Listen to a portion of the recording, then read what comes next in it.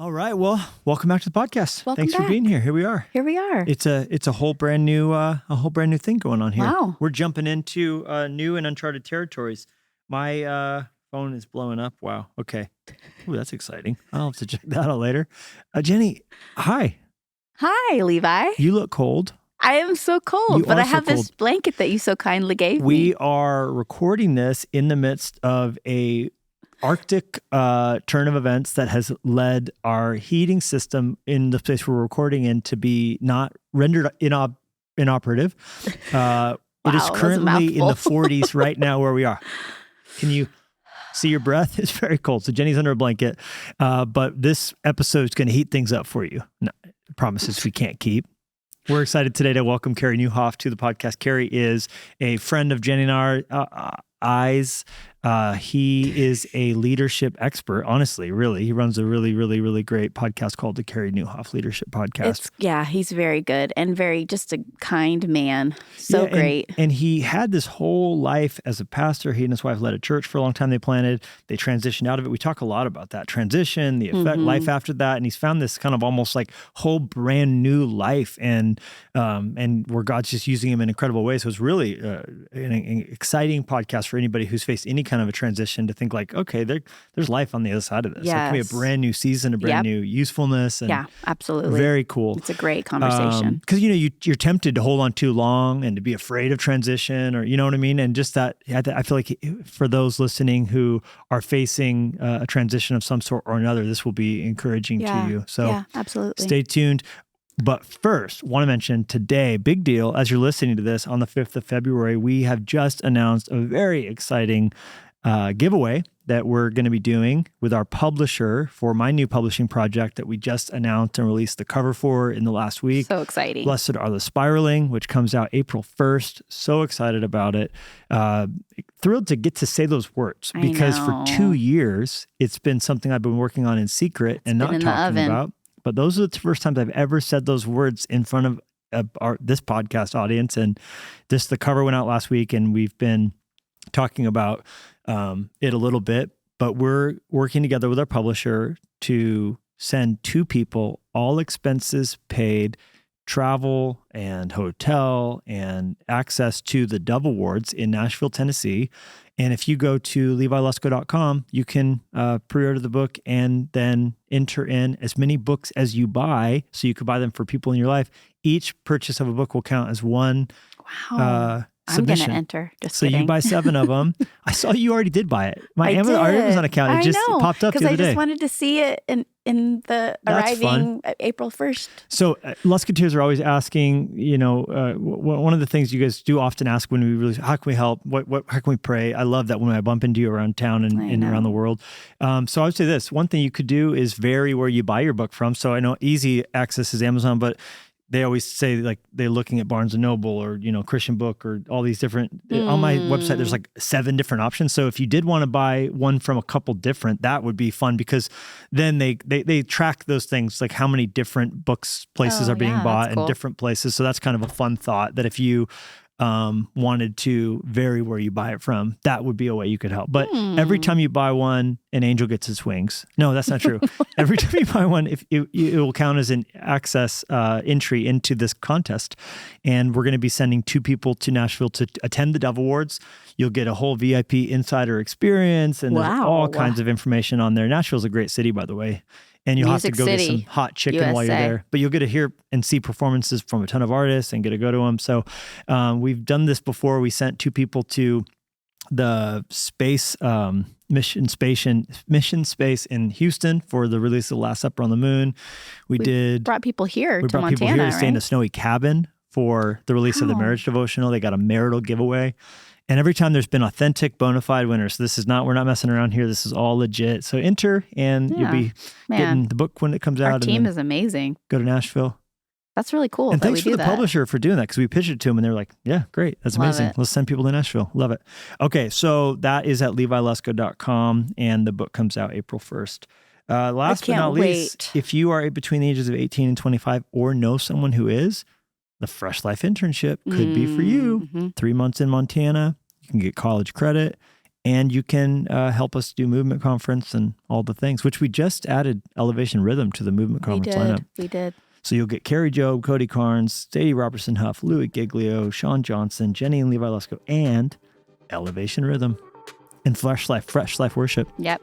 Very Come good on. things. Join us. Okay, so go ahead and enjoy this episode because it's gonna bless your world.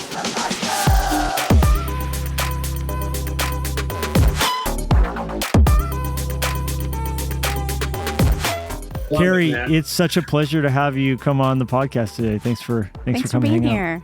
out. Hey, it's so great to finally be on. Hey, it's the Luskos. That's amazing. I mean, we've had a lot of conversations together. We've both have been on your amazing podcast, which is one of the best out there as far as leadership podcasts go. And being around you up close personally quite a few times, just incredible. So you're a legend. Well, I'll tell you, when this invitation came in, I'm like, yeah, absolutely. Let's do it. Tony and I love hanging out with you guys. You are fantastic. And I don't know, you do your own thing, which I really respect. I think that's so cool. Oh. You have such an awesome family. Oh. And a great church in the middle of nowhere, which is awesome. Yes, we do. We are... You just said that you were in Nashville. You're in Annie F. Downs' studio. So do you feel like there's a spirit of Annie that lingers on There is. I'm about to be a much nicer person, capable of far more conversation than I am naturally, just because the vibe is wearing off on me, for sure. Totally. No, yeah, we've been here for a month, and we're doing some shootings. I've done some remote working spaces, and then my team booked us in at Annie's studio. So she's not actually here right now. We hung out at a conference a couple of weeks ago here in Atlanta, in Nashville. But yeah, I'm in her studio working with her team. The amazing Sarah is producing. She's funny. Wow. She kind of lives half the year in New York City right now. So is that where she's at? I think she heard I was coming and went to New York. I'm pretty sure that's how it went down. Yeah. I've actually vicariously lived through her move to New York City. Because at first it was I'm going to go live in New York for a month or a summer. And then it was I'm going to just split my year in New York City. And it's just so fun to watch that unfold. It is really cool. I asked her what she's learning about it when we were hanging out a couple weeks ago. And she's like, it's just gets me out of my comfort zone, gets me into new spaces. And then we were talking to Gabe and Rebecca Lyons, and, they went there because it was sort of the cultural epicenter 10, 15 years ago for a lot of what was happening in the kingdom at the time. And of course, do they live in New York too? They did for a while. And then I think maybe 7, 8 years ago, they moved back to Nashville. So. Living in New York would be wild. Yeah. A lot of it, of course, inconvenient. But then when you talk to people who live there, they're like, no, it's the most convenient place in the world because you can get anything you want at any time, day or night, and everything delivers to where even though you think about some of the things you would bump into, like the price of rent or, being out in open spaces easily, but then you get something from Home Depot and they bring it to you. You buy a Christmas tree, they deliver it to your apartment. Everything is so accessible. I think that would be, it's like DoorDash and Uber Eats, on steroids. And they had that 10 years ago. I don't know whether you have this in Kalispell or not, but in Canada, where I'm from, if you order on Amazon and I'm a Prime member, you get it the next day if you're lucky. And here, what I've, living in Nashville for a month, I'm ordering stuff in the morning and it's here by 4:00. And I'm like, what is this world we're living in? Do you have that in Kalispell? So our version is you order it Monday, maybe you get it Friday. And we're Prime members. We're Prime members for sure. And you're Prime members too. Yeah. Yeah. 100%. I just ordered something Friday and they said it'll be here Wednesday. And that's I think a little bit faster than it was during COVID. During COVID, it would sometimes be a whole week, I guess being in Montana, they probably walk it over from Seattle. Is that how they do it? There's a dog sled. It gets off the train, gets on the dog sled. No, but then we were on vacation. In Orlando. Or no, it was a work trip in Orlando. And I needed some things. And I was like, oh, I'll just, maybe Amazon will get it here on time. And it came 2 hours later. And I'm like, oh my gosh. If this happened at home, we'd be in such trouble. We would be broke. You would have no money. Everything. It's addictive. That like speed. Yes. I'm like, I don't want to see the bill at the end of the month because I'm like, oh, I could just get that delivered now. And when it's inconvenient, sometimes you're like, I thought I needed it at 10 a.m. I don't need it. It's 4 o'clock. You don't need it anymore. Yep. But when you can get it there by 4 o'clock, you're like, oh, and I need. I could become a monster if I lived in it. It also forces you to think about like, where could I do this locally? Like, can I go to Ace Hardware? Right. Could I go to Home Depot? As opposed to, it's going to be here in 2 hours. I'm just going to do it. So it's not a Canadian luxury at this time. And we'll be returning to Canada very soon, to the land of snow. At least in December, it's snow. Do people have what are the stereotypes about Montana? Wait, do people think it snows there all the time? I'll do the interviewing here. This is my podcast. Okay, excuse me. I thought that's what I was on. I was going to interview you guys. No. We have questions we want to learn from you. We want to learn from you.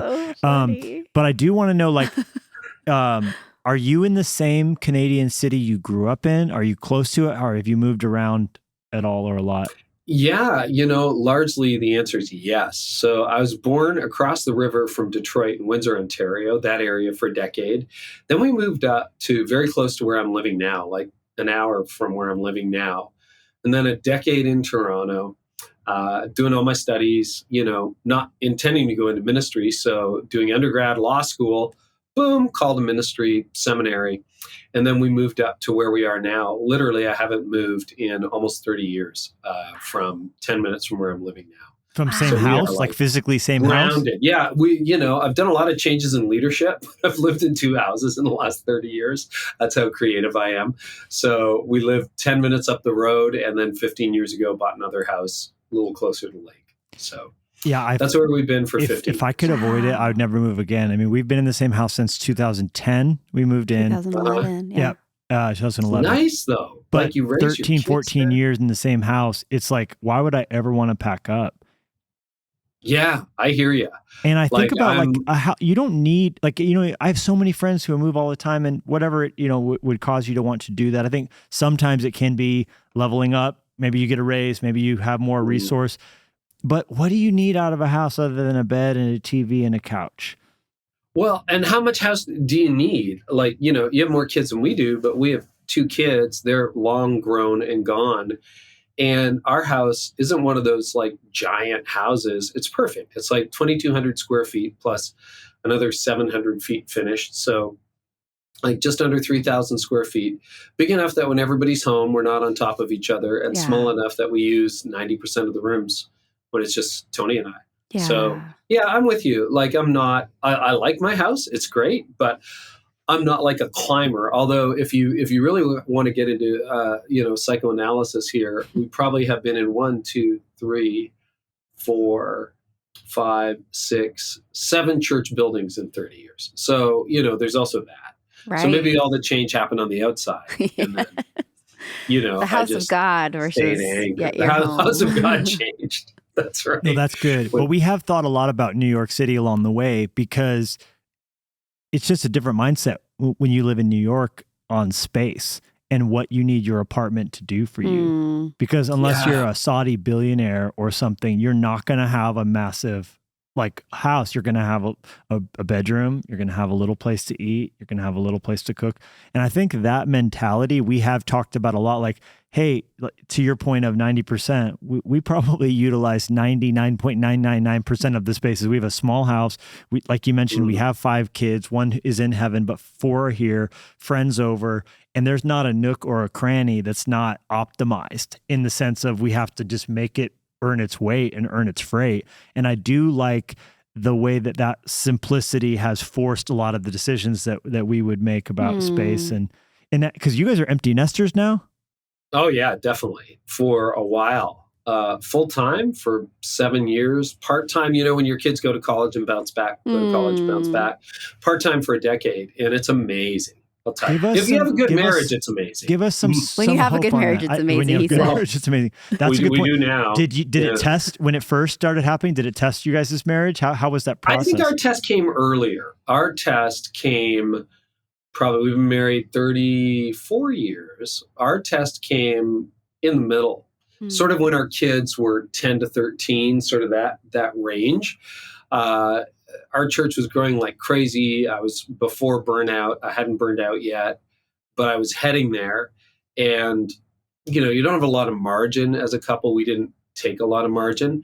And that was the hard part for our marriage. But we had a moment when Jordan is our oldest, when he was 16, got his license, the level of license where you can leave without your parents, yes. That level of license. And this dates us. Our kids are, in their early 30s, late 20s now. But he was going to Blockbuster with his brother. And of course, we live in the country, so they had to drive into town. And Tony and I watch him pull out of the driveway in the family car, driving to Blockbuster to get a movie for that night. And we're like, holy cow, this happened fast. Like, wow. Because you kind of know, okay, they don't need us to drive them anymore. It's only a matter of a few bats of an eyelash before they're in college. Yeah. And we kind of looked at each other, and that was like a big defining moment for us. And, Tony had been studying in sort of the family area, and we kind of realized there's three things that happen. Number one, when the youngest child goes to college, you get a divorce because it was all about the kids. We don't really like each other anymore. There's nothing to hold us together. We're like, yeah, don't want that option. Yeah. I like your rule one, don't divorce Jennie, stay married to her forever. That's kind of our rule too. We want to stay married forever. So that's not a good option. Second option is your business partners, right? The intimacy's gone, the fun's gone, the love's gone, but you just hold the family firm together. And we're like, well, that stinks. And the third is you become genuine friends. So we started even then really drilling down on our friendship. Well, what are some common hobbies? What if we have more time? What if we're not taking the kids to sports all the time? How would we fill that? And we realized that there were so many things that connected us from the time that we met. The spark was still there. So we built a lot of hobbies, and we just have blast now. And not that we haven't had challenges over the last decade, we definitely have. But when the foundation's solid, then I think it's a really good set of years. And you got to have a rich life, because otherwise our kids come home, but one lives on the other side of the country, another one's 2 hours away. If you're waiting for them to show up every Friday night for dinner, it's a pretty sad life. And we have friends, we know people who are like, their happiness depends on what's happening in the lives of their children. Wow. Listen, we have a lot of joy of what's happening in our kids' lives and a lot of sadness if they're going through a tough time. But like we realize you got to go have your own fun. You got to go have your own relationship. So those are a few early lessons from, the first decade of empty nesting. Wow. That's so helpful. Even just Does that resonate at all? Yeah. Well, even just thinking ahead, like, because I was actually just talking with my counselor today. Like, I'm very in the moment. I'm very good at being present, but I'm not good at thinking ahead. Levi is very good at that. And so just that even awareness of like, oh my gosh, we're in this right now, but what are we doing to pave the way for what it's going to look like for us to be in love and having fun and living our best life when our kids are gone. Like, I think that's just helpful for some people, and it's helpful for me, but just to be aware. Do you have grandkids? No grandkids yet. No. Okay. Our youngest just got married. Our oldest is still single. So no grandkids yet. And I know Tony's kind of like, hey, that would be nice. But we're not banking on it. You know what I mean? Yeah. You also don't want to become the stereotype of every parent and in-law that's like at Thanksgiving dinner. So, when are you going to produce some grandkids? Yeah. Yeah. Because we're needy. So we really need those. No, it's funny. I was talking about this with another couple who's just like months into their empty nest stage, 10 years younger than us. And they're like, so how does that work? Well, we have two boys. So now they have to navigate, Thanksgiving with the other side and Christmas with the other side. And we just made a decision early on, we'll be the easy family. We'll just be the easy parents. If that means Christmas happens a week before, a week after, a day before, a day after, or on the day of, that's fine. Wow. Now, does that hurt a little bit? Yeah, a little bit it does. But otherwise, you get two in-laws battling each other and the kids are stuck in the middle. And, you have kids, you have more than two. So do the math on that. It gets exponentially more complicated. And so it's just challenging. So we just decided we'll be the easy family, and we don't want to put pressure on them. We want to be there to support, and we want to have a full life. Yeah. So now we're fortunate. Our kids love to hang out with us. They come home regularly. Even the one who lives on the West Coast, we'll end up probably spending a month and a half with them this year, maybe longer. Wow. I don't know. We're not keeping track. But like when you get together, then it tends to be a lot deeper. We'll travel together. There's no pressure on it. No, there's no pressure on it. And what I found with adult children is if you lean back, they lean in. If you're like leaning in going, so when are we going to have, like, I'll give you a very clear example. We were trying to make Christmas plans, and I definitely felt the pressure because I like to plan ahead. But we're like, let's just see. And then we get this random text from one of our kids who's like, hey, coming into town, can I stay with you for like most of December? We're like, yeah, okay. Yeah, that's great. But if I had asked for it, it would have felt like pressure. So if you let it happen, and they're also, you have to trust that, if they realize, okay, we did this for this Thanksgiving, we'll probably remember you guys next time. Or, make up for it. Like you said, when there's a good foundation, it can withstand that. So you're not just that rule of lean back, they lean in. That's a principle that applies because you have that groundwork done, I'm sure, in those years while they were in your home.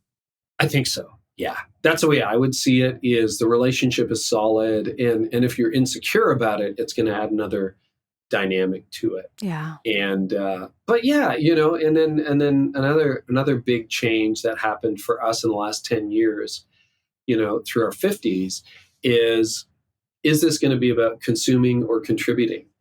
And if you look at the dominant cultural model is once you reach a certain point in life, you have enough money in the bank, you don't have to work as hard, whatever. I'm still working full time. But, then it's all about consuming.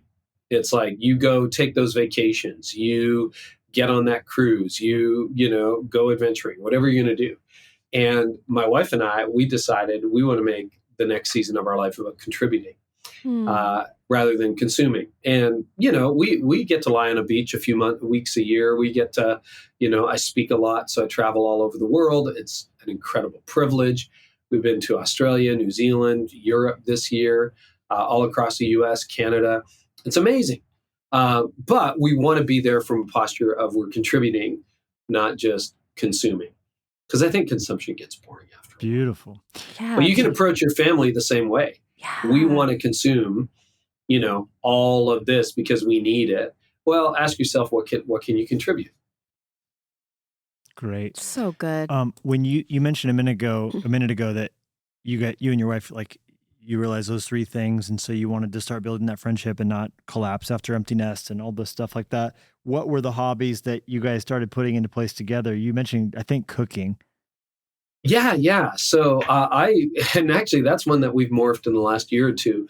Not necessarily a traditional division of labor, but I love the outside. I love grilling, right?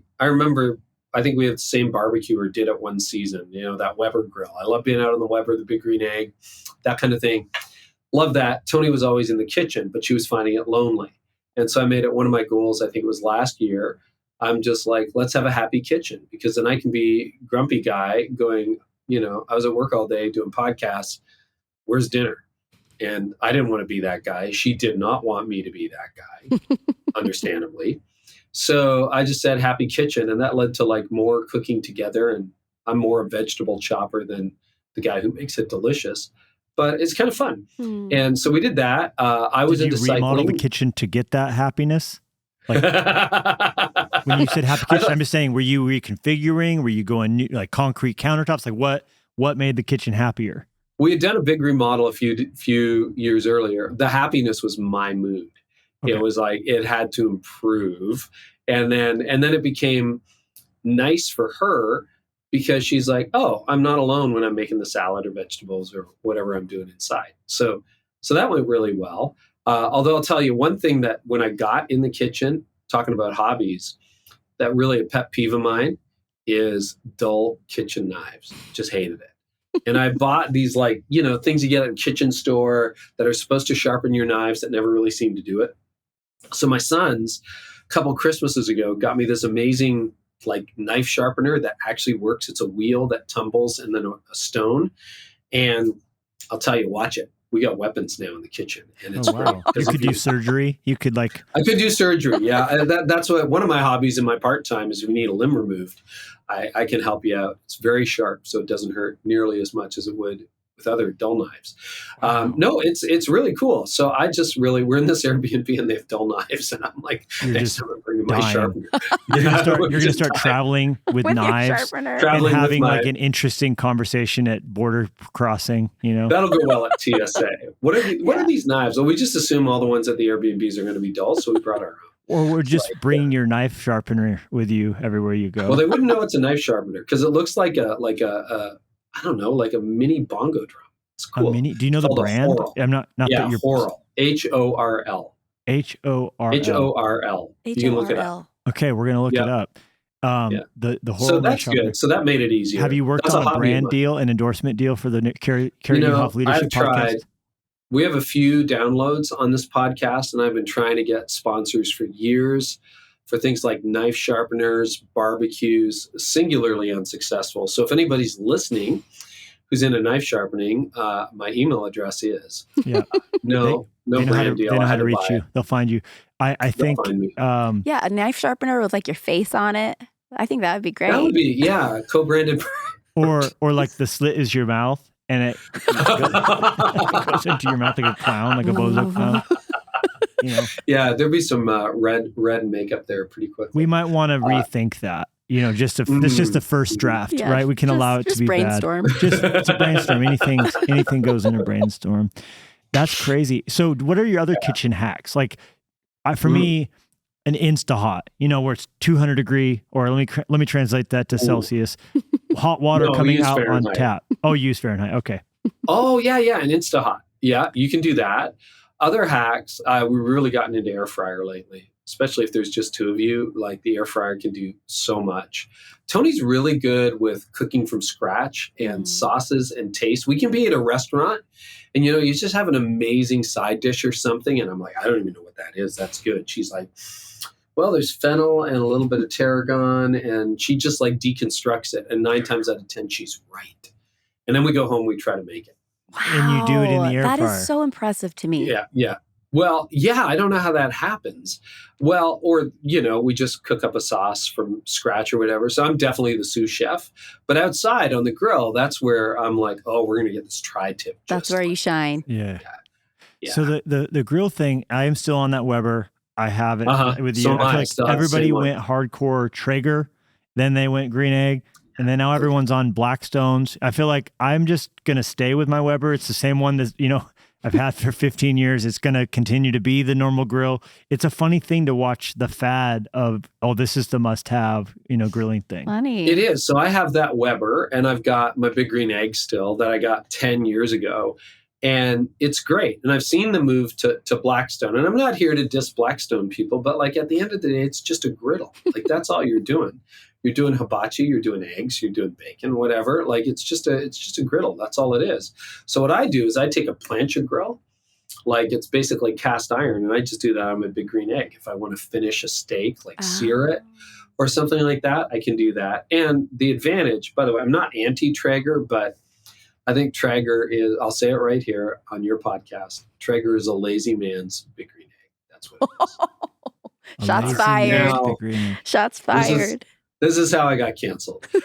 No, but like it's like not a live fire. You got to have a live fire, right? And the thing with the Weber, because I think we do have the same grill, is you can get a really nice sear on that steak, can't you? Or that chicken, you can like low and slow, and then all of a sudden crisp up the skin, and it's great. So I'm a live fire. We were at an Airbnb that had a Traeger, and I had never used one before, and I didn't, heat up a cast iron in the kitchen or whatever. So I was really disgusted with the fact that none of our meat changed color, because I guess there's not that searing, of course, if you don't go at it. But then I was like, that is so much more work. Steak. Yeah, and even a hamburger that was like gray. Like I knew it was the right, it was the right temperature, but it just did never change color. No, I hear you 100%. And maybe it's the minute I use a Traeger, I have never used one. I'll be like, oh yeah. And, I've had pork ribs off Traegers that are amazing, and, briskets off Traegers that are amazing. But I'm just a live fire guy, whether that's natural gas or charcoal. That works for me. Okay. And then you and your wife walk a lot. I know you've told me that before. What other hobbies are you into? Bike a lot. Pardon me. We bike a lot. So I got into cycling, and then we got her a bike, clip in, the whole deal. I've seen you cycling. You enjoy that, road biking? Oh, yeah. And when you got her a bike, she rode it? Because that's not been my experience. No. I did, remember? No. You taught me. She did. She threw up on a hill. Well, and first of all, getting clipped in was a struggle. She fell over at a stoplight. That was tough. So tough. Tony too. Stop sign. It's like you just come in and you're like, oh yeah, I got this. It's a very slow fall. It's very slow and just everything. And it's like timber. Off she goes. And once you realize it, it's too late. Yeah. Right? That totally freaked her out. But she got through the learning curve, and now she enjoys it. Like, and you guys will get out together? Yeah, we'll get out together, a solo ride. Sometimes I'm like, I just got to ride, get this. What's the longest ride you guys have done together? Oh, I'm a wimp. Maybe 50 miles. Oh, that's a good ride. That's good. Together? That's a decent ride. Yeah. 50 miles. Yeah, I think we've done 70K together. Yeah. Yeah, 50 miles. So we'll do that. And not often. It's more like an hour and a half ride. So we're doing 20, 25 miles. Yeah. Yeah. That would be us. We did 20, 25 miles together. Yeah. Did you ever go e-bike? Did you guys go down that road? You know what? That was the big purchase for me this year. Is my Specialized was getting a little bit long in tooth and needing constant repair. So I went out and I got a Scott E15. Looks exactly like the regular Scott road bikes. You can't actually tell it has a battery, but it's got a battery. And so I'm debating whether I like it or not. I mean, it's definitely made me a little bit faster, made me get out a little bit more, but I'm thinking maybe in a year or two, I'll just buy another bike that is sort of the updated non-motorized. But it's a road bike. It's a road bike. Yeah. If I show you the road bike, you'd be like, oh yeah, it's a normal road bike. Like they've come a long way. So they got a battery in the down tube, and then they've got the motor in the rear hub. So if you look at a non-motorized Scott road bike, like the brand new ones, and you look at the motorized one, you're really hard pressed to tell the difference. It's not like one of those 600-pound fat e-bikes that you see all over town, or the early model road bikes. The technology's come a long way. Wow. Okay, that's interesting. Yeah, it's really I don't cool. know, because that if I'm going to get on my road bike, it's because I want to break a sweat and exercise. If I'm going to get on the e-bike, I do want that fat tire comfort. I want to go get nachos with Jennie on a date night. So like I would see those as two different things. So like our e-bikes are more cruisers. That's our date night mobile. So we just want to be like wearing a jean jacket and just kind of, so our those are overbuilt, but that's like summertime, sunshine, happy, whatever. I'm going to meet someone for coffee or go play tennis. I'm going to ride that. Whereas the road bike, it's because I want to suffer and earn the nachos on the other ride. So you know what? I'm a hybrid on that. And one of my problems is a lot of my friends that I bike with are just better than me. Like for fun, they go to Portugal or Italy and they're like, oh yeah, we'll ride the Alps. And I'm like, oh my God. Yeah, not me. So now I can keep up with them.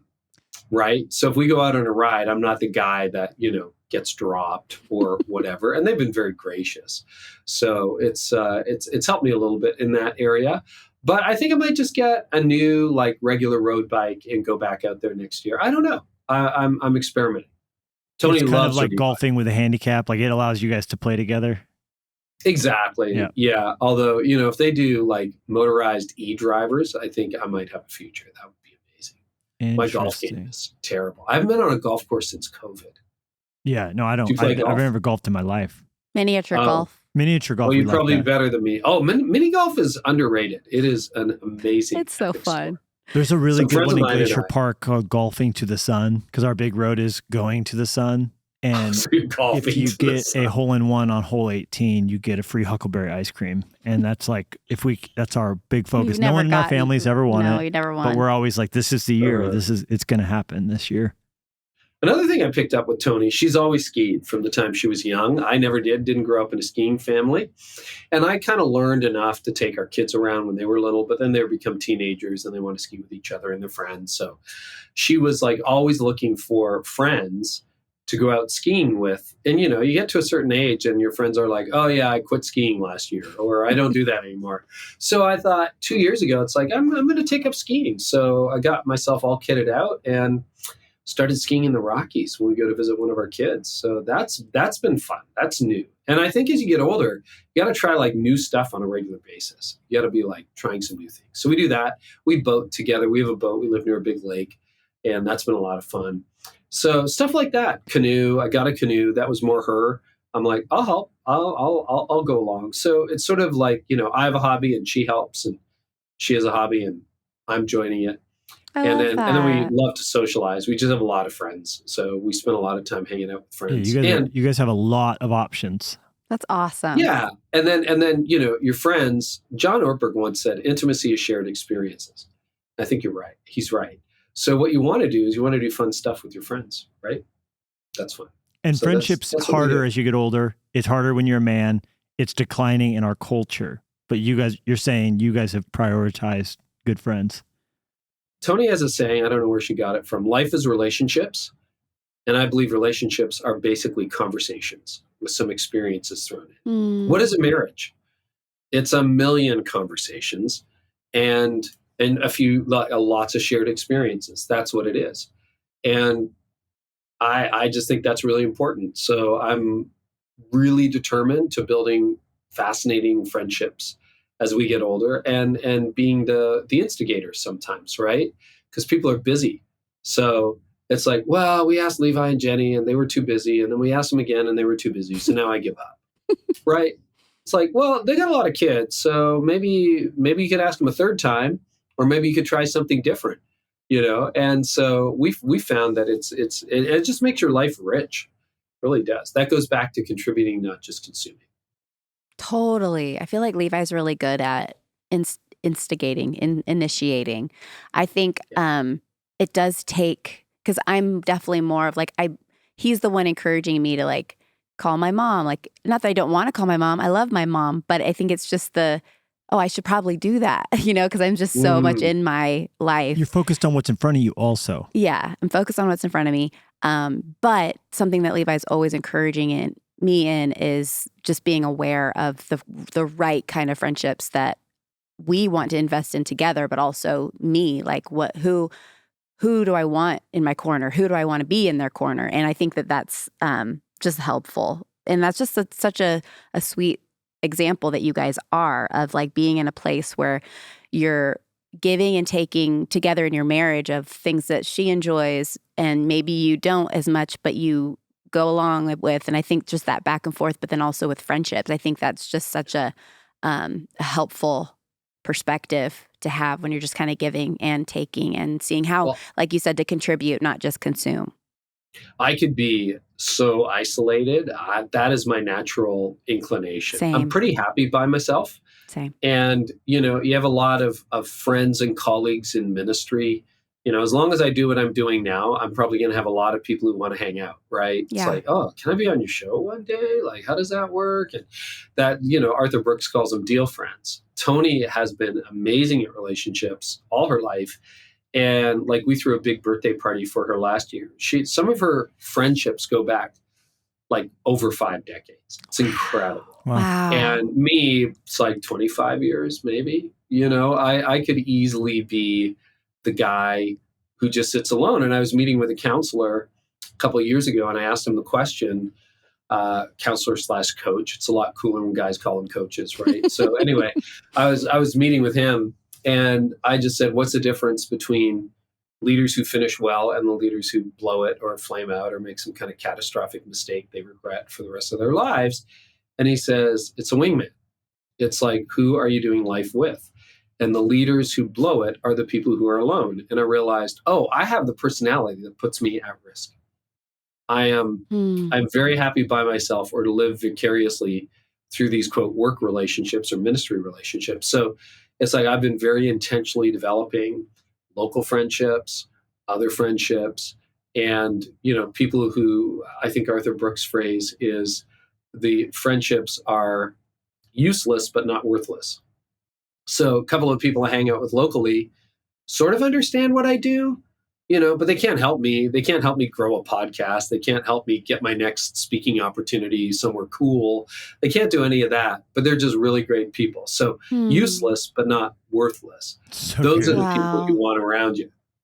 Yeah, no. So good. We all need some good useless friends. And I think friends that you can I'm a very laugh good useless with. friend. No, I think friends you can laugh with. And I think like I have a theory that the strength of your marriage and your family can be boiled down to something as simple as how many good inside jokes you have. And I think friendships are the same way. Yeah. Just like friends that you can laugh till you cry with, that just people, they don't want anything from you or need anything from you, but they're people who would be there in a gunfight, who would cut someone for you and go to prison for you if push came to shove.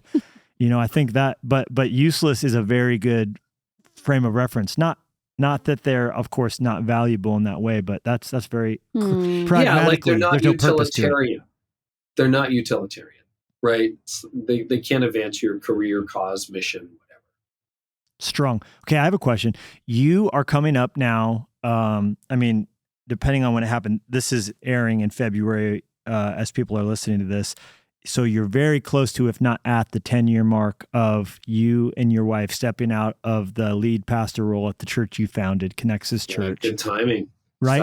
Exactly. So are we at the 10-year mark at this point? It's 10 years next fall, fall of 2025. We're a decade out of the lead pastor role. So I taught for another 4 or 5 years, sort of carrying the main teaching role for the most part, and then part-time teaching role, but I've been out for 5 years. Which still is go. So interesting because you're so young. You think about people who transition, you're young. I mean, like, you must have a very good skin routine because you know what I mean? I think a lot of people were surprised as you transition because you had a lot of life. You have a lot of life in leadership. And I think nobody would have batted an eye, at you continued a lot longer.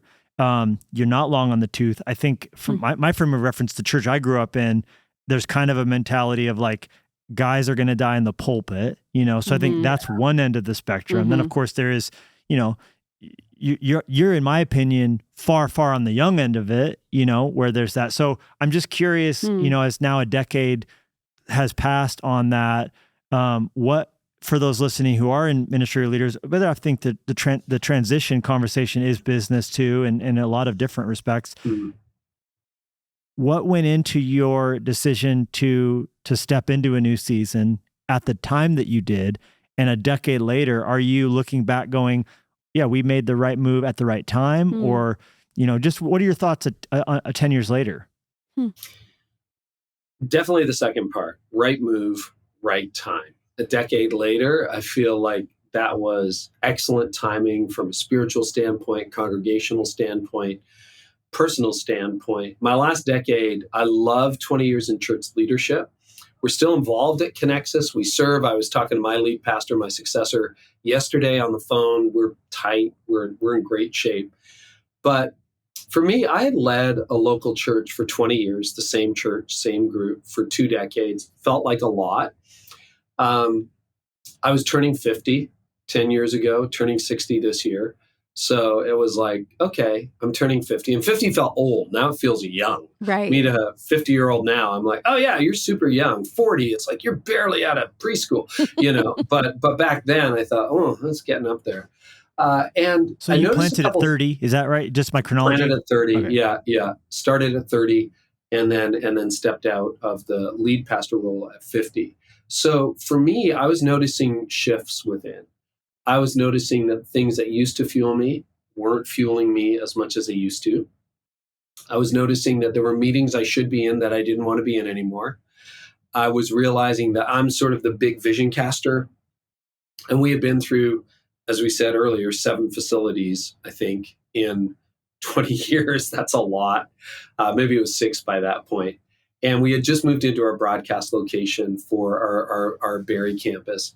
And I knew it was ahead. It was not like new building. It was like maintaining, shoring up, building the infrastructure, and I'm not wired that way. I also had a guy who is now the lead pastor who was a decade younger than me. I was turning 50, he was turning 40. And I thought, this is perfect timing for Jeff. And if anybody could do it, he could do it. And I thought I had 3 to 5 years left in the tank. So at 55, I had mentally, spiritually sort of been like, okay, God, I'm going to tap out. But with Jeff at that stage, I thought, if I wait till I'm 55, he'll be 45. Is he going to stick around? He's probably not going to stick around. So we started the conversation. It was a very big leap of faith, because now looking back at it, it's like, well, of course, you got a podcast with tens of millions of downloads and blah, blah, blah. And you did this with your dad. I didn't have a plan, man. The podcast wasn't even a year old. I didn't have a plan. There was no financial model to the podcast. There was like, I was speaking.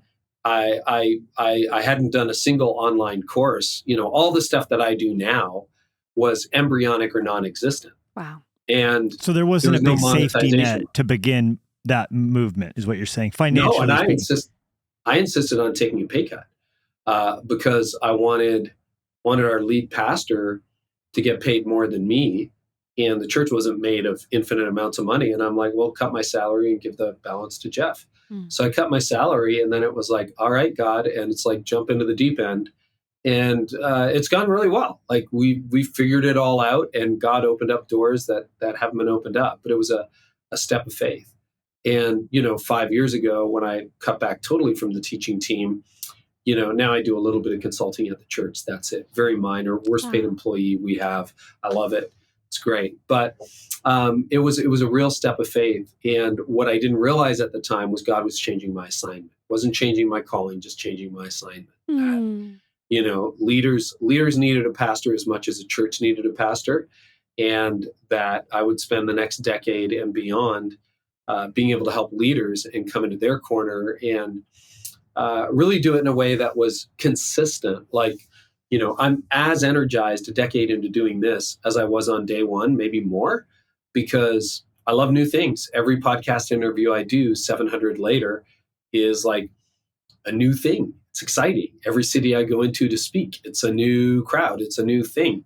Every interview I do, with the Luskos, it's fun. It's fresh.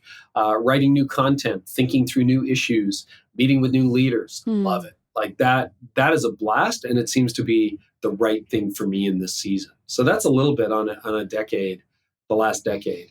Hands down, I love my 30s. 30s were hard toward the end because I burned out at 41. My 40s, I was recovering and starting to thrive, but my 50s have been my favorite decade. Very cool. That's wow. Did you want to ask a question? No.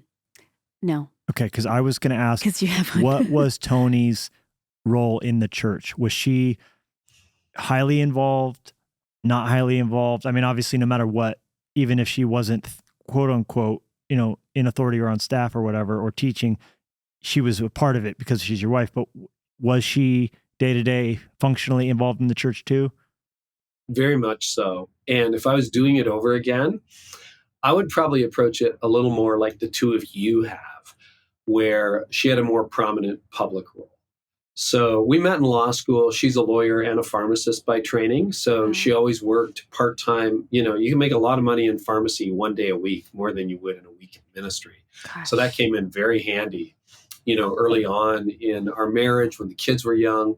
She spent a lot of time at home, didn't really work full-time until our youngest was in high school.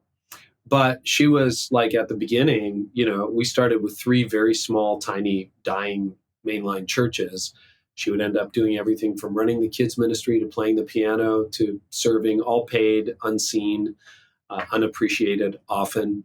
And then as the church grew and scaled, she always had a role somewhere, kids ministry, helping out with the prayer ministry, et cetera, et cetera. And if there's one regret, it was sort of like, all right, the church hired me, they didn't hire you. But it was so much of a partnership that I kind of wish that we had led more publicly together, because it was there privately. And now it seems like a different day. I just did an interview for my podcast today with a 28-year-old church planter, and his wife is the co-lead pastor. I'm like, that's a cool model. And she's still, raising kids and not on stage as often as he is. but I really admire it. And I hope that's permission for the next generation to just be a little more public about it. But yeah, she always has been totally dialed in. And I mean, yeah, just the greatest supporter you could ask for, and a brilliant woman in her own right. So good. Beautiful. A little emotional. Yeah, seriously. I think we had to blaze a path for that too. Like, I think, because we started 17. You did too? You felt that? I do feel that, because in the church paradigm we grew up in, it wasn't done or seen. And I think sometimes with disastrous results, you just have, I mean, quite functionally, it'd be a lot harder for us to drift apart and have affairs. I mean, we're doing life together, we're serving together. There's a real Aquila and Priscilla kind of mentality to how we approach it.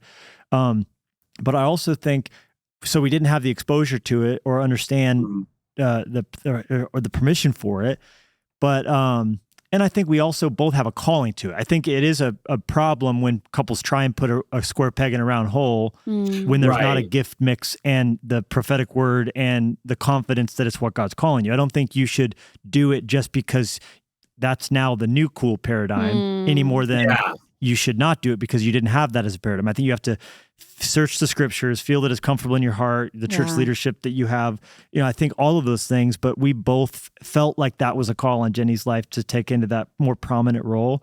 And also, multiple different words were given from highly trusted, vetted voices, not just randos who are like, I have a breathy word from God for you, but people who are in leadership positions in our life. Those people, you have them too. The highly breathy prophetic words. I just see a ship and I just feel, you see a ship and you feel. These are how all good stories start. On that note, though, I feel like Levi's received the weirdest prophetic words, and mine are always like so encouraging and nice so ones. Legit. But his are always so weird. Looking for more nice, charismatic people. I get the letters that are like, woe and thus saith, and like all the bad parts of Jeremiah. Like. Oh yeah, that's people nice. Enjoy Jeremiah. That's a whole subject for another day. Carey, okay, so what I was saying was we're 17 years into our church plant, which is interesting, is I think like that would theoretically, not that it's apples to apples, but that would be like 3 years from now. I'm trying to imagine like if God called us to step out 3 years from now, but we were very young when we started. I mean, we got married at 21, had a child at 22, planted Fresh Life at 23, and knew exactly those three things. Like we knew nothing, it's a miracle. Here we are. It's a miracle. It's a miracle. But as far as, that's you looking back on ministry with Tony in the church. That's you looking back on 10 years outside of the church and adjacent to the church and supporting the church. My next question is, what are your thoughts on how you exited? I've listened to lots of conversations where you talk about it, but 10 years now, is there anything you would have done differently about the transition itself? There's a lot of points in my life where I'm like, oh, I wish I had a do-over on this. That went really well. We thought about it. We prayed about it. It took two to tango. Jeff and I made some rules early on. And it was when the baton passed, to use the overused metaphor, as of that day, which was November 1st, 2015, I would no longer answer any questions about the direction and future of the church. So we had a month of, people emailing, hey, Carey/Jeff, hey, Jeff/Carey, what about this? And after a month of me just being, hey, whatever Jeff says, hey, Jeff's the lead pastor now. He's great. I support him 100%. Yeah, Jeff, what do you think? You take the lead on this. After a month, everybody knew, okay, Carey's useless functionally, so we're going to go to Jeff, and that shift happened. Wow, which was good. Made another rule that we would not publicly or privately criticize each other. That our feedback went direct to each other. There were a couple of other benchmarks, but those really set the tone. And I've had numerous people tell me it's probably one of the best, if not the best, transitions they've seen. Now, what that means is not so much anymore. I'm just like in awe of what God has done with our church and really excited to be a part of it. If it disappeared tomorrow, I don't know where I'd go to church. Like that's the problem I would have in our community. So, it's been really well. But early days, you're a leader with ego who's used to being in charge. And going around going, how come that wall was painted that way? Or, it was always the stupid things. It wasn't the main thing. Why are we singing that song? We should be singing this song. I had to learn to shut up. I had to learn to be quiet. I had to learn to not offer my opinion. And what was discipline at the beginning has become more of a delight today. It's like, it's fine. It's fine. We built a brand new facility at one of our other locations, and we moved into it, and I'm taking the tour with everybody else going, this is amazing. And we gave, but like Jeff was kind enough to show me an early version of it, but I didn't see it like from, I saw it as it was ready to be torn down and remodeled. So unrecognizable from what it became, but I saw it like minutes before it opened, like pretty much everybody else on an early tour. And I was good with that. It was like, this is amazing. I don't even know who the architect is. Like, this is incredible. Wow. But that's taken me a decade to get good with it. Yeah. And I think a lot of people in my shoes who hand it off to a successor, if they stay involved, undo the success of their successor, because they're not going to say anything publicly. They're not going to put a microphone on and go, you know what, Levi and Jennie are doing a terrible job and blah, blah, blah. What they do is they go around privately to their friend, to their tribe, and they're kind of like, well, if it was me, I would, and that just like has to stop, to the point where honestly it is poisonous, where it left me feeling, in the early days, well, clearly nobody misses me. Nobody said. And Gordon MacDonald told me that when I stepped out of the teaching role, because a lot of people in the back row would think the guy with the microphone is the leader. And then all of a sudden I'm not the guy with the microphone anymore. So that's been 5 years this year that I'm not the guy with the microphone. So I went to some mentors and people I trust, John Ortberg and Gordon MacDonald and others. And I'm just like, all right, tell me, what should I be ready? And the one that really sticks out, Gordon MacDonald, they forget you quickly. And it's true. They forget you quickly. So now I go to our church, which I helped found it. And if Jeff ever references me in a message, as he did last week, he has to explain who I am. And for the most part, I just walk through the lobby and most people have no idea. Wow. And that's okay.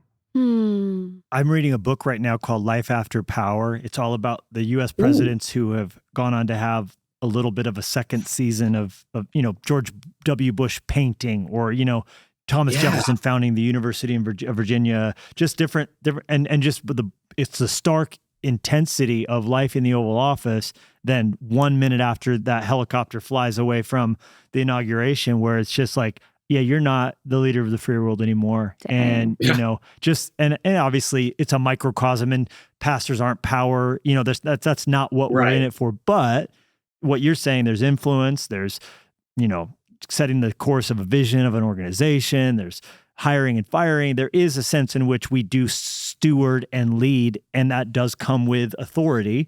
And so to walk away from that, I just imagine that has to be disorienting, even for a grounded, healthy person like you were, and a shot to the ego to not be, no one's in the lobby asking for a photo with you, even though no one loves that, and it's awkward and awful. But, or the worst, right? When someone asks you to sign their Bible, you're like, whoa, I only sign books I wrote, homie. I'll just write my favorite verse and a blessing. I'm not signing the Bible.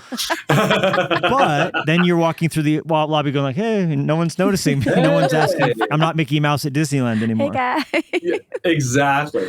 No, and I'm fortunate. I feel it's a bit of a false test because, it was a big leap into the unknown. Yeah. And then, my ministry to leaders kind of blew up, and it's been so satisfying and so rich. But there's a time too, right, where I'm not going to be doing that anymore. I'm sure there's no immediate timeline for that, but give it 15, 20 years, who knows what I'll be doing.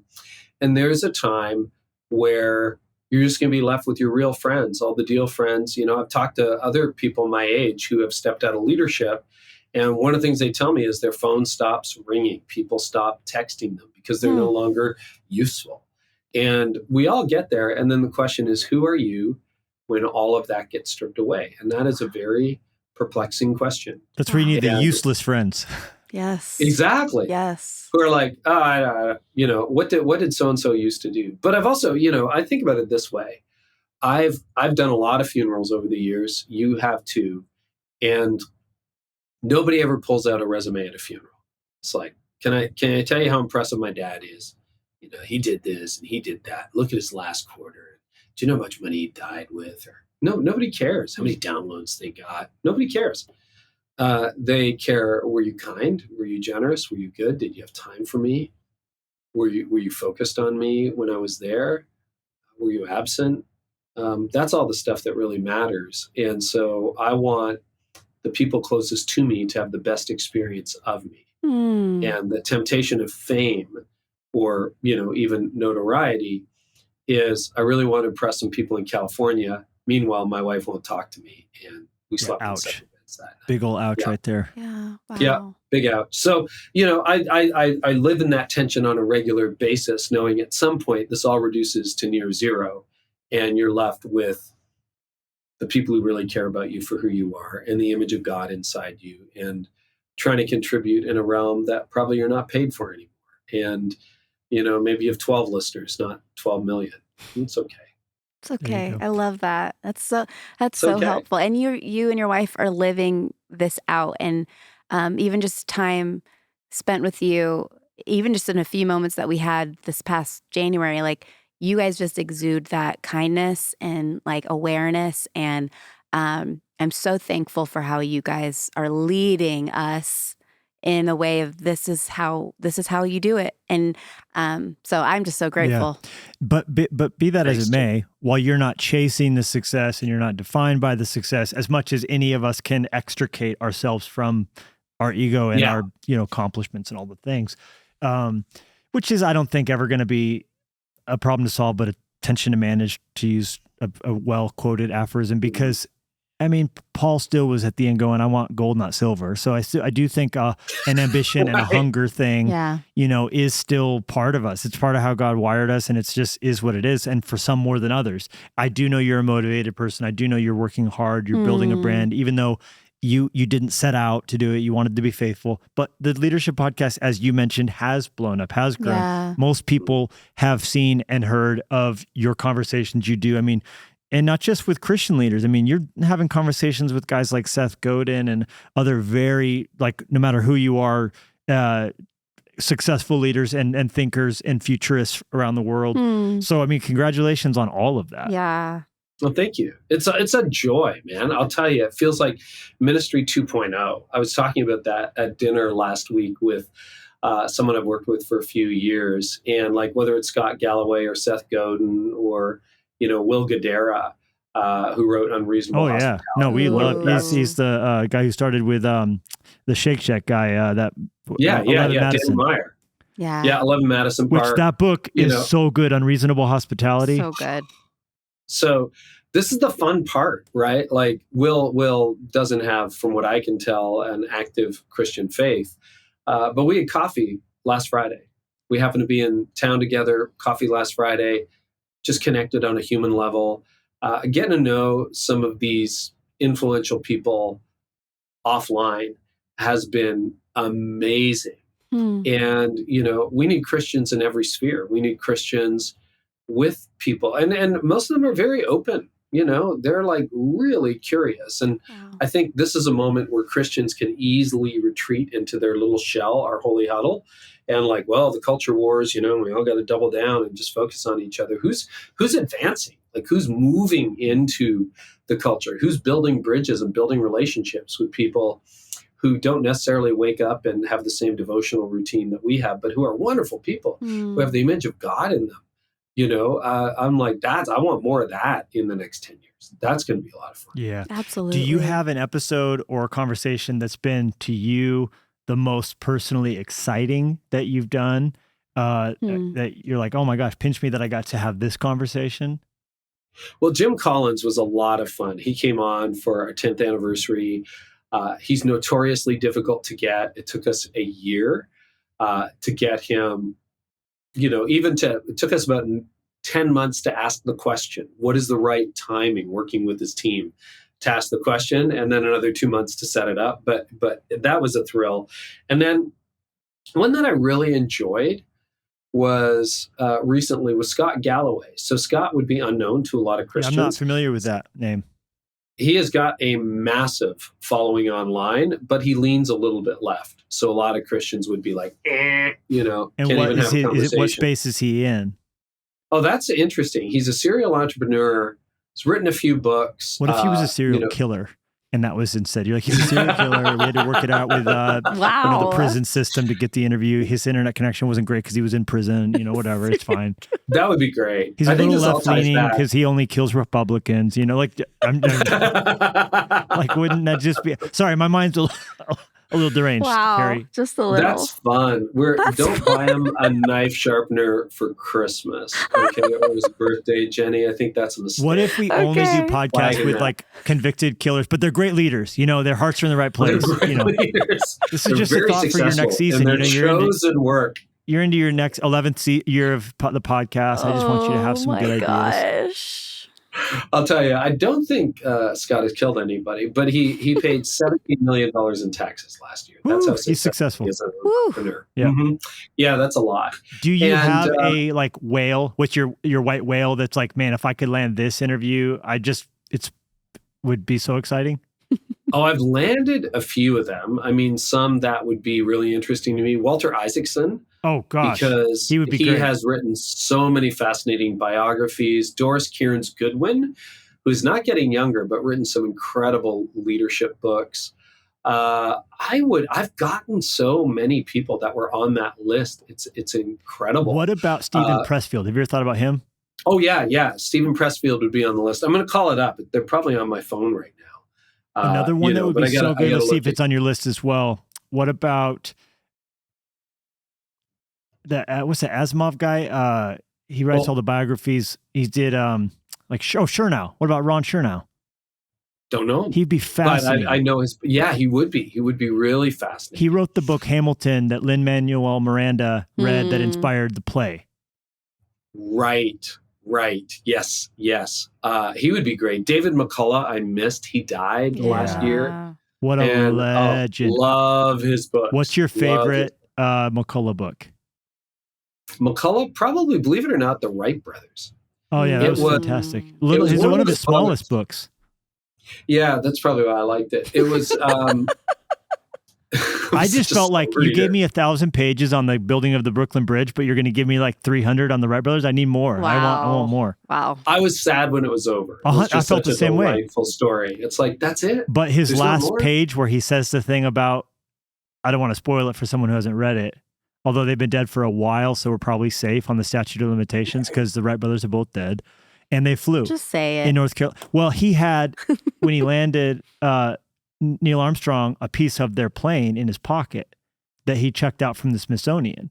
And that's how he ends that book. He says, hey, they might have ended and they flew 100 feet and all the things. But he says, but when Neil Armstrong, 66 years after their first flight at Kitty Hawk in 1969, landed on the moon, he brought a piece of their plane with him in his pocket. And so he just says, basically, it might have only been 100 feet they flew that day, but it allowed him to fly 250,000 miles to the moon 66 years later. It just was brilliant how he landed that plane. Do you have a photographic memory? Yes. Because we've both read the same book, and I'm like, I do not remember that, and it's such a great story. Because I've looked at your stuff on the moon and all that. Like it's insane the amount of not trivia, but detail that you can retain. I don't know about photographic. Jenny? That book I did an audiobook for, but here's what's weird. Mm-hmm. As you say that now, I can tell you where I was at in my car the second I heard him say it. So I can see, it was night, I was driving, I was just passing a car dealership. Like I can see where I was when I heard So that. Yes. But that's not photographic because that's audio. Videographic. No, but photographic. You remember those kinds of things, like what you were wearing, where you were at. I don't remember what I was wearing. Oh, well, usually you do. That's a great one. Okay, so McCullough, when he died, I had to honor his memory, Carey. So I went on a run in New York City across the Brooklyn Bridge, and I stopped and I shed a tear for him. That was how I honored the death of a legend, David McCullough. That's amazing. Wow. What a guy. I was just like, yeah. And, there's another book, too. Have you heard, sorry to interrupt you, have you heard Chris Tomlin's story about David McCullough? No. He was a big fan of his. And so one day he thought to himself, I just need to thank this man. Like, you just feeling when you read a book, I want to thank the author. which most people maybe don't have that impulse or don't act on it. You know, you don't get as many letters as you think you would, right? For how many times people have that thought. True. It's a good intention. Maybe social media allows it more. Which, by the way, I'm holding your newest book, At Your Best, Carey Nieuwhof, How to Get Time, Energy, and Priorities Working in Your Favor. Here it is right there. Thank you for your note thanking me for writing the book. It was very meaningful.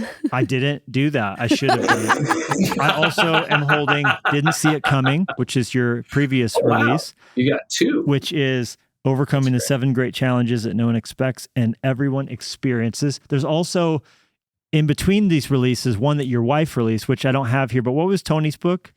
Tony's book is called Before You Split, and talking about the dark days of our marriage. That's what it was about. Hey, before you split, think about this. It's a great book. Okay. So my kids are like, you have to write your own version because she was too nice to you. I'm like, yes, that's true. That's funny. So wait for my book. Consider those highly endorsed here as well. You have a new course out. I did want to mention it before we get too distracted. Your course is on church conflict, which released in September of 2024. The Art of Navigating Church Conflict to help leaders manage and resolve conflicts within their congregation. So that's all available at careynieuwhof.com. Yeah, you can just go there because everyone can spell it, or the artofleadershipacademy.com, which more people can spell. Yeah, that's all there. I thought, why not drop a course on navigating church conflict right before the election? It was just brilliant time. Yeah, smart. Brilliant. Jennie, tell Carey how you thought, you were asking right before the episode started how he pronounces his name. Tell us what you thought. No, I knew how you pronounce it, but in my mind, okay, so to give a little context, Levi and I used to watch Lost. Together. CSI. We watched Lost, which was J.J. Abrams, but you're talking about... Oh, he didn't do that one? There's that memory. Okay, so CSI, there's my memory. There's my memory versus his memory. Do you remember what we were wearing, where we were sitting? We used to watch a lot of CSI. Do you remember CSI when it was very big? I do. Okay. Yeah. So at the end, it's Jerry Bruckheimer, but I would always say, when his name came up, I'd say, Jerry Bruckheimer. Oh, yeah, that's good. That's how she would say it. So right before the conversation began, you were in the waiting room and Jennie said? So whenever I see your name, I'm like, oh, Carey Nieuwhof. That's how she wants to say your name. Nieuwhof. In my mind, it's just like Carey, like all carefree and whimsy, and then Nieuwhof. Wow, Jennie. Originally it was German, so that kind of guttural, probably. We think it was German, but it's actually Dutch. For 300 years, both my parents are Dutch immigrants, but when you go to Holland, we've been there a lot. It's like Nieuwhof. That's how they would say it. It's very calm. Carey Nieuwhof. And yet Jennie's saying it like she's like choking on IKEA meatball. If it was German, it would have been Neuhof. It would have been something like that. Oh, no, I lost all your German listeners. I'm sorry. No. But we've been to Germany as well. Yeah, no, so we just say Nieuwhof. Don't hassle the Hof. No, in my experience, German listeners understand that they have an aggressive pronunciation and they are good-spirited about it. I drive a German car, and every once in a while, the dashboard is just like, Achtung! And I'm like, well, what did I do? I get so nervous. Achtung! That's funny. Danger. So Chris Tomlin finishes one of McCullough's books. Sorry. Yes, and he calls him up. He finds his number. I don't know. You of course, with the internet being the way it is, you can do this. He found a home number. He, of course, wrote all of his books in his shed. He called Command Central. Or can we Google, what did McCullough call his? Do you remember he had a nickname for his writing? World Headquarters. I'm thinking it's World Headquarters. What did McCullough call his writing shed? It was in his backyard. Sorry, our Google search fell asleep. It's MCCULLOUGH.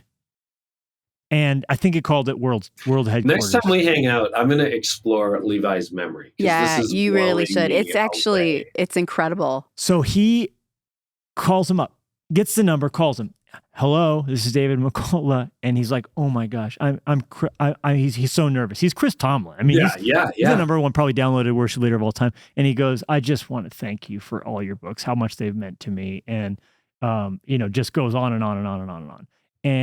And literally David McCullough's like, "You're welcome." It's like, that was it. And then, goodbye, but it was just like, he was so pleased. And I was so jealous when I heard that story, because I was like, man, when he passed away, I was like, gosh, how fulfilling that is to be able to have known you did that. Yeah. That is so cool. I had a similar run-in with Martin Short one day. Martin Short, right? Yes. Actor. Steve Martin's and he's a Canadian co-guy, right? Oh, yeah. So I saw him at the lounge in Air Canada, the Air Canada lounge at Pearson. And I'm like, oh my gosh, it's Martin Short. Are you kidding me? I've been watching him since I was a kid, like literally. So I'm like, all right. Because I've seen Jason Bateman at that lounge and I'm such an Arrested fan, but I kind of left him alone. I'm going over and talking to Martin Short. And I'm like, hey, Martin, my name's Carey. I just want you to know I was watching like Ed Grimley back in the day. And I just thank you for everything you've done. And then it's kind of like, blah, blah, blah, blah. And he goes, oh, you're welcome. Nice to meet you. And I'm like, yeah, that's exactly what my thank you deserves. It doesn't deserve any more. And that was the end of it. And now I see him as Jiminy Glick. It's like, why couldn't I have talked about that? Like, but you know, what are you going to say? Yeah. Okay. So we're seeing you the did your bookshop. best. He calls it the bookshop. This quote is, nothing good was ever written in a large room.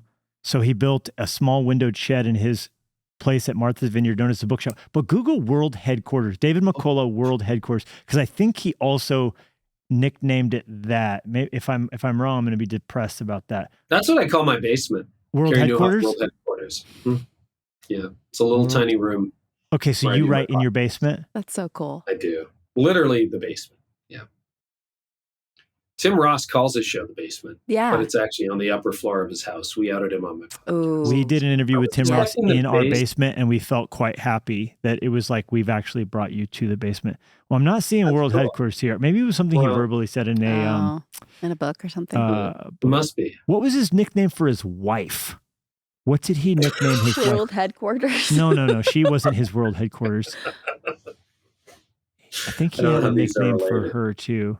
His Polar Star, he called her. What a great thought. Oh, that's nice. Or the star that guided him. 60 years married together. Now there's goals.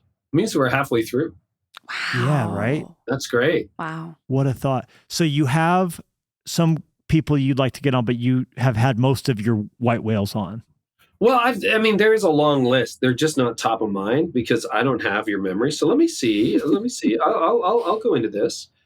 I think I know where it lives. Yeah, here we go. Have you done Lencioni? Mm-hmm. Yeah, multiple times. Okay, yeah, he's a legend. There's Stephen Pressfield. I want to have one more Gordon MacDonald. Stephen King on writing. He'd be great. Yeah, legend. That book's fantastic. Yuval Noah Harari on my list. Morgan Housel, who I'm close to getting. Really excited. These aren't like the biggest names in the world. Tom Hanks, Daniel Goleman, John and Julie Gottman, Richard Branson. There's a big one. That'd be interesting. That would be a lot of fun. Go do it on Necker. Would you Jordan want to have Peterson. one with Casey Neistat? That would be a fascinating discussion about where media is going and all that. Mm-hmm. Could definitely do that. Anne Lamott would be amazing. Bird by Bird is a great writing book as well. Mm-hmm. Tim Ferriss. Yeah, because you're kind of like, do you feel like you can receive it, that you're sort of like the Christian Tim Ferriss? Is that crazy to say? I do. I am very heavily influenced by him for sure. I'm interested in how he podcasts. I'm probably a little less disciplined than him in guests. I follow the curiosity trail. I'm like, if something interests me, it gets on. For example, one of the books I'm reading right now, which is completely functionally useless, is called Sea People by a woman, I think it's Christine Thompson. And it's about Polynesia. So it goes from the Easter Islands to Hawaii to New Zealand. And one of the great mysteries, what got me interested in this is on a podcast, I heard that they would canoe the ocean. So think about that, canoeing the ocean. Gosh. And their knowledge of the world was so intact that they could go for months in a canoe. So there's that. These are 80-foot canoes. Don't think you're like 13-foot camping canoe. Yeah, in the ocean, you're going to need some sturdiness. Oh, yeah. So they've got that. But they know how to navigate. They know how to navigate. Wow. And they know how to, like, based on how the waves are hitting the bow of the canoe, they can tell what the weather will be 2 weeks from now. And wherever they went, I'm halfway into the book, where this one Polynesian guy from Tahiti was sailing with Captain Cook.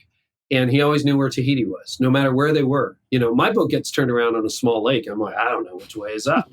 He's like in the middle of the Pacific Ocean going, yeah, Tahiti's that way. And he just knew, he could just tell it was organic. And I'm like really interested in that. I thought, oh, can I have her on my podcast? Just talk about that. Like, well, it's not really leadership, but it kind of is because we're losing our tuition, right? Like I couldn't tell you, I don't have your memory.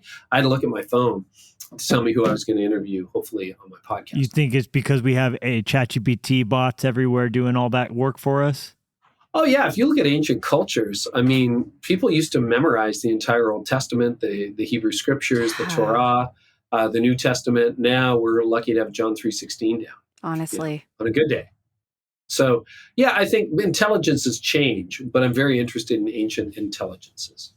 But you're also not actively ignoring those stuff. I'm sure you use all the AI tools and all that stuff. 100%. Yeah, I'm into ChatGPT, Notebook LM, Claude, Perplexity, and others. Yeah. Have you messed around with Grok at all? No, what's Grok? It's Elon Musk's chatbot built into X. Oh, cool. It's cool. I like that. I like him. I feel like because I like to pit them against each other. I generally use the ChatGPT 4.0 or whatever the newest one is. Yeah. And then I'll run it alongside X. I like to test them against each other because I feel like X's Grok, which is a funny name for it, is in just a minute. Jenny's going to give her thoughts on ChatGPT. It's going to be intense, but very in depth. I feel like X is quick. The Grok one is quicker to point out, like, I don't know, or that's not true. Whereas ChatGPT will just lie to you. It'll just be like, totally. Oh yeah, well, everybody knows that George Washington had a Nerf gun. You're like, oh, okay, cool. And then X is like, Grok's like, yeah, that was actually quite a few hundred years before Nerf came around. You know what I mean? I had an argument with Claude the other day, Claude.ai, because I asked it to do some research for me. And I'm like, I've checked your sources.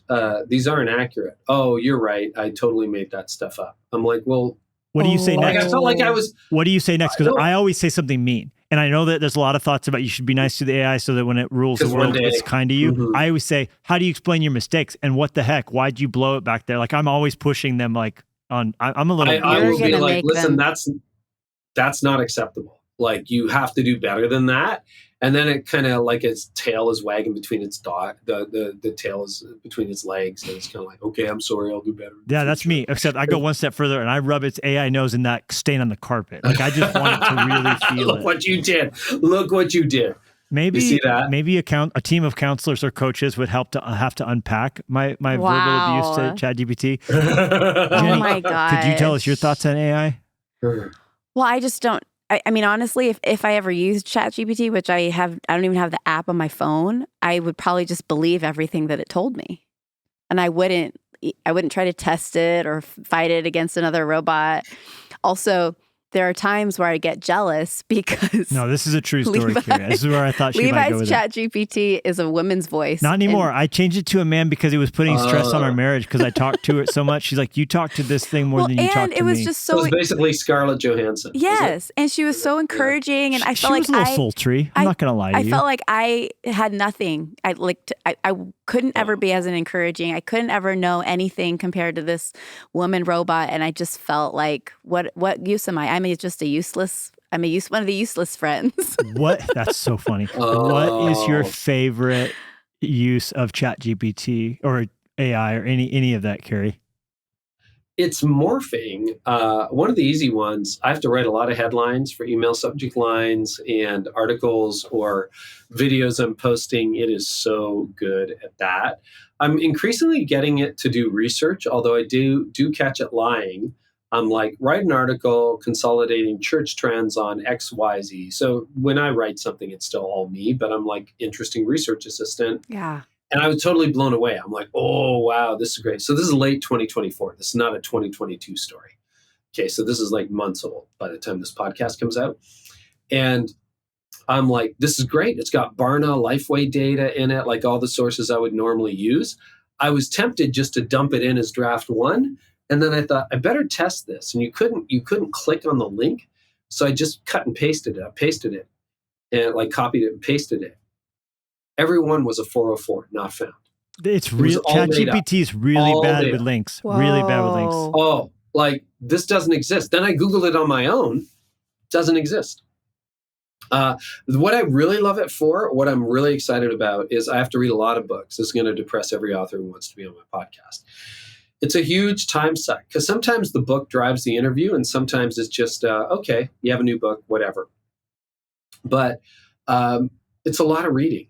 And so if I get a PDF, I upload it to Notebook LM. And speaking about hallucination, I'll ask it to give me an executive summary, trace down an issue with footnotes and links. And then it opens up 2 panes. And then it says, Levi says that, he had to move to ChatGPT text, not voice, because it was a threat to its marriage. Well, his marriage. How do I know that that was not a hallucination? Easy. I made it put footnotes after everything. So you click on the footnote and the part of the book where you say that shows up. So then I can cross-reference it instantly and know whether it's fake or real. So that's like an instant gut check that I'm like, cool. Yeah, that's great. Wow. I fed a PDF into another AI on, I think it was Henry Cloud's new book, which is great, by the way. It's his personal story. And it was this exaggerated account of something that, quote, happened in his life. I'm like, wait, I did read the book. How did that happen? And then I'm like, what page was this on? And so it's like page 87. I look at page 87. It's like, it's not there. Not there. It's really bad with citations because of the fact that it will not just say, I don't know. It will always just make something up. And that's the scary part of it, perhaps. I've found that it's only as good as what you feed into it. So if you're saying, write me a 3-point whatever, it's going to be garbage. But like if you feed a PDF into it, asks you to aggregate it, summarize it, parse it. And where I like to use it is, so let's say I already have my outline for Sunday, my talk title for Sunday, my 3 or 4 core illustrations. I'll feed that into it. Then later on in a verbal conversation, have it talk through it with me. So I'll talk through my talk and she'll never get tired of it. She never gets, exhausted, or he now. And so to talk through the content, give me the manuscript, say it to me again. It's kind of a memorizing, see you can get from different angles. Give me 4 or 5 different words for this. Let's try moving that illustration to the front or the back and see, just so I can hear how it goes. And that's one of the things that I really enjoy, having it as sort of a never-ending sparring partner in that way. That is very advanced. I love that idea. I got to explore that. I use text because I'm a writer. Like I'm always typing into it, but I got to use voice. The other thing I do, I write all my questions for my podcast in advance, but I'll do like in the style of me, Tim Ferriss, who you mentioned, and Stephen Bartlett, Diary of a CEO, or Ramit Sethi, or Seth Godin, or Craig Groeschel, or Levi Lusko. I'll pick somebody who has an online footprint. The questions it comes up with are brilliant. And often it's like, even when it's pretending to be me, it'll be like, I never would have thought to ask that question. That's a really great question. That's and brilliant. Then sometimes I modify it, and sometimes I just pull the question and I use it. So it's really good, particularly when you try different styles or you're trying to reinvent it yourself. The other thing I find it very good at is if you have that charged, difficult conversation, like I have to let someone go or I have to give someone tough feedback. Despite all the hallucinations, I find AI to be more intelligent than most of the humans you're going to ask the question of. They'll give you a better answer. So, Daniel Goleman was on my list, the person who sort of fathered the emotional intelligence movement. I find ChatGPT to be, and others, quite emotionally intelligent when you're going into a difficult situation and you don't want to burn the relationship. How do you do it? Does a really good job. Smart. Wow. No, my sister was telling me, she's like, I don't want to pay for all the counseling I need. So sometimes I just talk to ChatGPT about grief, loss of my dad, that kind of stuff, because she never gets tired of listening to my problems. They are very willing to listen and talk through things with you to a disturbing degree. I mean, which is kind of a scary thought about the future of, friendship bots, or, as they get better and better, pets that are going to be there for you that could talk to you. I mean, Jenny's concern is real. Thank you. I've got a piece coming out this year, when this airs, on AI relationships. It's a really big issue. And what happens, because I don't know about you, my real wife / your real husband, Jenny, probably has days where he's a nice guy, days where you're like, what are we doing here? And your AI never gets tired, always has the right answer.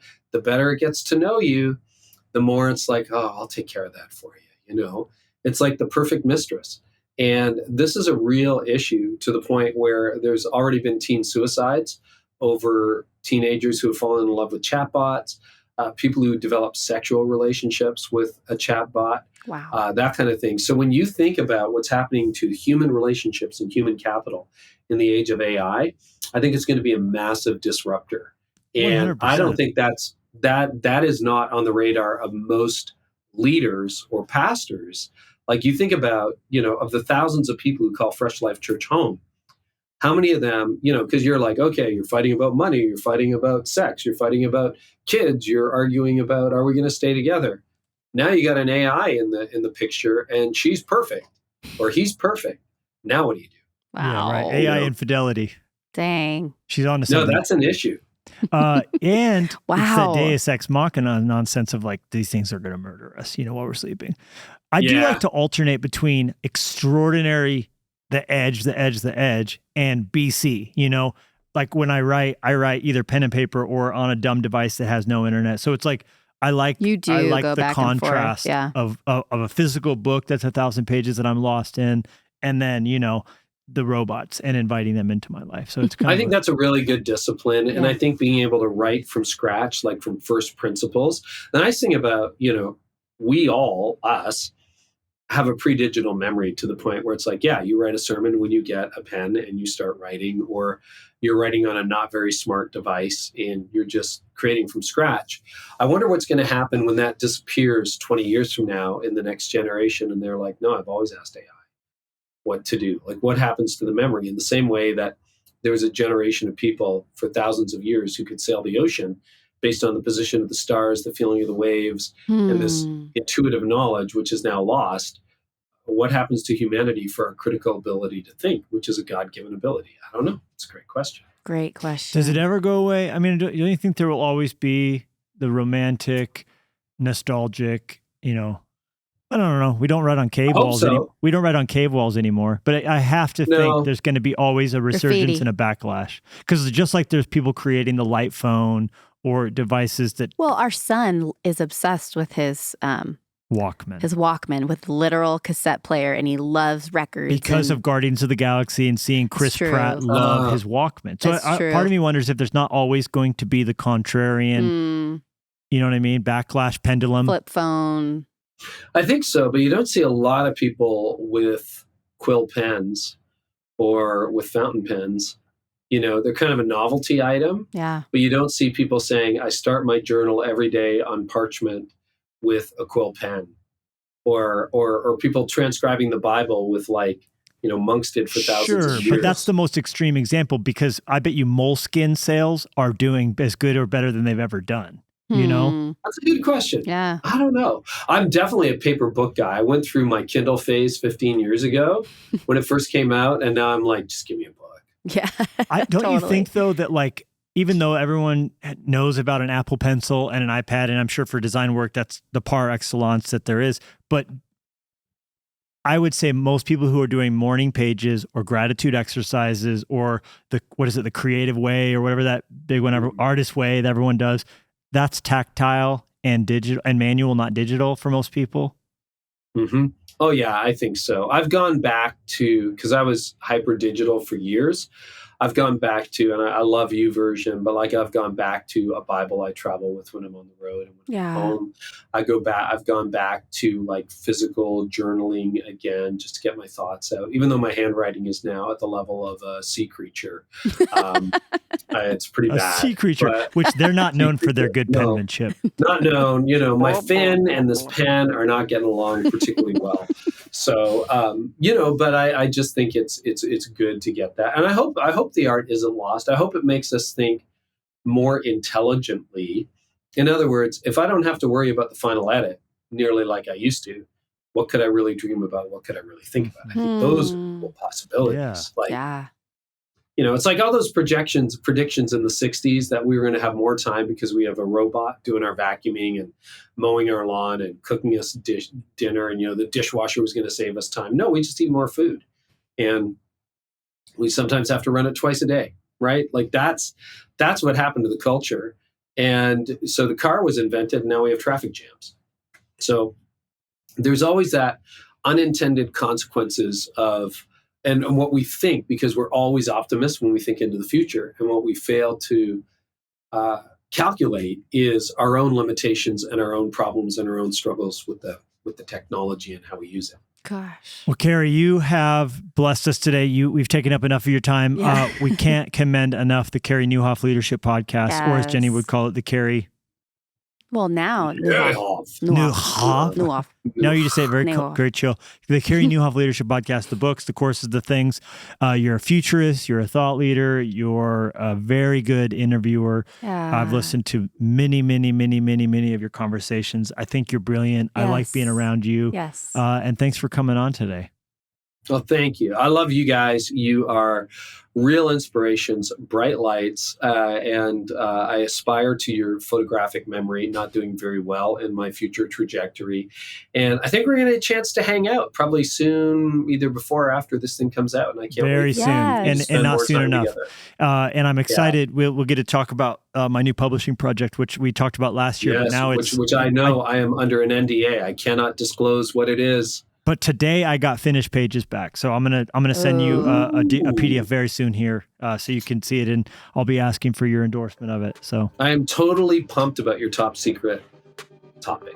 Me too. All I can say is it's much needed. It's very rare space, and I can't wait. So, Carey, we'll be back on. we'll we talk soon. appreciate you. Blessings, We love brother. you. Thank you. Thank you. Love you guys too. Thanks. We'll see you soon. Thank you so much for listening. Be sure to swing by LeviLusko.com and JennieLusko.com to see what's going on in our world. And make sure to subscribe so you don't miss a single episode. And in the meantime, we would love to connect with you on social media. Jennie and Levi Lusko, out.